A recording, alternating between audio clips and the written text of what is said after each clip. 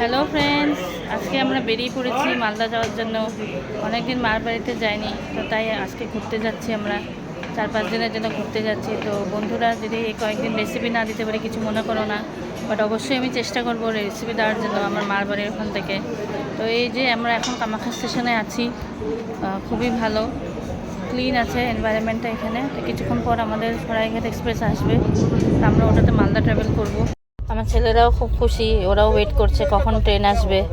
দুইজনেই খুবই খুশি হয়ে আছে। তো এবার ফাইনালি অ্যানাউন্সমেন্টটা হয়ে গেছে।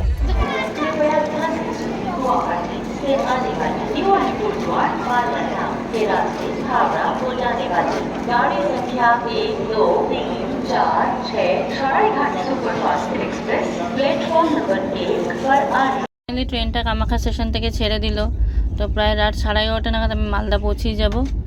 তো আশা করছি সবাই সুস্থ থাকবে এবং ভালো থাকবে। তো চেষ্টা করব কোনো রেসিপি দেওয়ার জন্য। তো thank you, bye bye everyone.